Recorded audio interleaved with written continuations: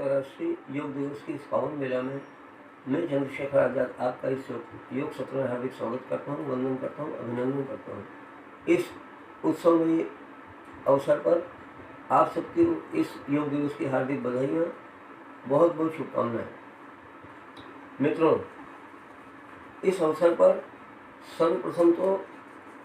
हमारा मानस अत्यंत गमगीन है कि चीन ने दुष्टता करके हमारे ऊपर जो आक्रमण किया है, उससे जो हमारे जवान शहीद हुए, हम सर्वप्रथम उनके प्रति अपनी हार्दिक श्रद्धांजलि भी व्यक्त करते हैं और उनको नमन करते हैं। इसी के साथ एक और दुखद घटना जो पिछले दिनों के हमारे फिल्म जगत के एक उभरते हुए सितारे के साथ हुई कि जो अवसादग्रस्त होकर के इतना निराश हो गया कि उसने आत्मघात कर लिया। ये कई प्रश्न खड़े कर रहा है हमारे सामने। जिस व्यक्ति ने अपने व्यक्तित्व का चहुमुखी विकास इस कदर किया हो कि जो कुछ भी जीवन में उपलब्ध किए जाने का हम स्वप्न देखते हैं वो उसे सुलभ हुआ है, उसके बाद भी ऐसा जीवन में क्या घटा कि इतनी निराशा के घोर अंधकार में वो डूब गया कि उसको आत्मघात करना पड़ा। बहुत सारे प्रश्न हमारे सामने ये खड़े कर रहा है। हमें विचार करना पड़ेगा कि हमने अपनी जीवन शैली में ऐसे क्या हम पाना चाहते हैं, क्या क्या आकांक्षाएं हमने अपने अंदर संजो ली है, जिनके न पूरा होने के कारण इतनी घोर निराशा में डूब जाते हैं कि आत्मघात करने तक का निर्णय ले लेते हैं। जब हम कोई अपेक्षाएं करके काम शुरू करते हैं तो उन अपेक्षाओं के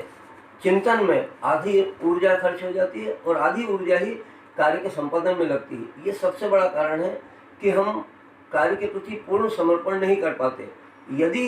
यहीं भगवान श्री कृष्ण का गीता में दिया हुआ उपदेश यदि हम स्मरण करें, निष्काम कर्मयोग, यानी काम को करने के पूर्व उसके सफलता या असफलता, श्रेय या अवमानना, सब लाभ या हानि,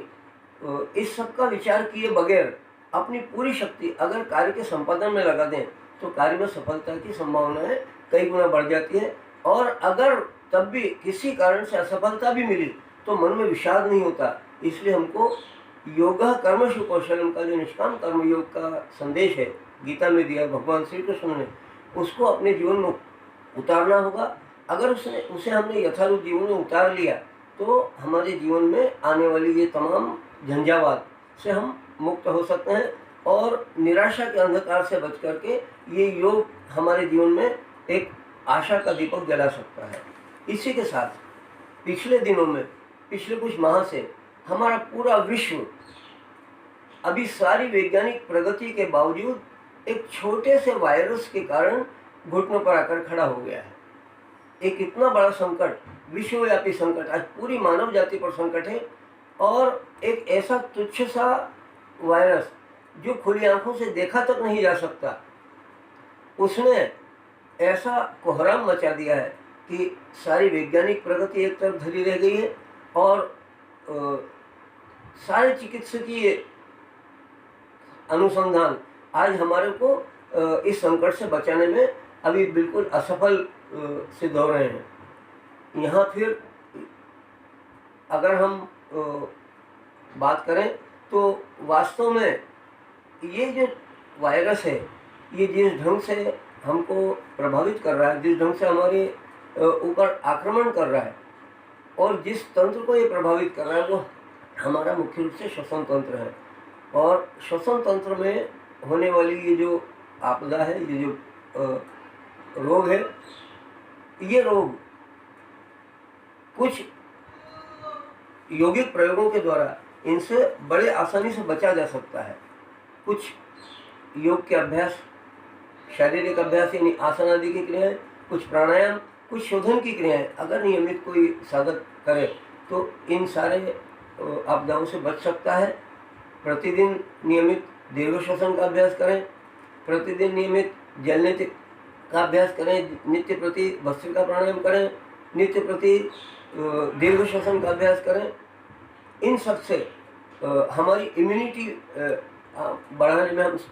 सफल होंगे। सारे वैज्ञानिकों की एकमत राय है कि जिन लोगों का इम्यूनिटी पावर कमज़ोर है, जिन लोगों की रोग प्रतिरोधक शक्ति कम है, उनको इस रोग का आक्रमण अधिक होता है, और जिन लोगों का इम्यूनिटी पावर अच्छा है उन लोगों को इस रोग के कभी अगर आक्रमण हो भी जाए तो उसके लक्षण पहले तो दिखते नहीं हैं, और फिर शरीर का ये इम्यूनिटी सिस्टम एंटीबॉडीज़ डेवलप करके उस रोग से लड़ने की क्षमता हमको प्रदान कर देता है। और ये एंटीबॉडीज़ बनाने का काम या रोग प्रतिरोधक क्षमता विकसित करने का काम जितने बेहतर ढंग से योग कर सकता है उतने बेहतर ढंग से अन्य कोई उपाय नहीं है। ये आज पूरा विश्व मान चुका है कि अगर इस आपदा से हमको सुरक्षित रहना है तो हमको अपनी जीवन शैली सुधारनी पड़ेगी, और इस तरह से शरीर को अंदर से स्ट्रांग बनाना पड़ेगा, अंदर से मजबूत करना पड़ेगा कि हमको बाह्य इस वायरस के प्रकोप से हम बच सकें। और उसके लिए केवल और केवल आज एक ही आशा की किरण है, योग, योग और केवल योग। तो मैं आप सबसे आग्रह करता हूँ कि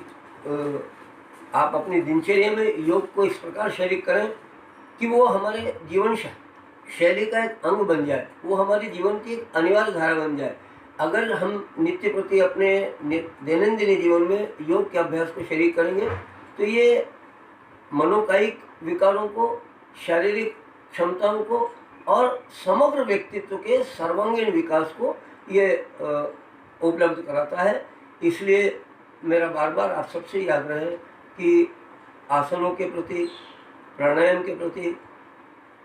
और योगिक क्रियाओं के प्रति, नित्य प्रति अपने जीवन में उसको कुछ हिस्सा जरूर दें, अपनी दिनचर्या में का एक अनिवार्य अंग उसको जरूर बनाएं। आप सब लोगों का उत्तम स्वास्थ्य रहे, आप घर में रहें, सुरक्षित रहें, स्वस्थ रहें, प्रसन्न रहें, इस कामना के साथ आपको बहुत बहुत शुभकामनाएं।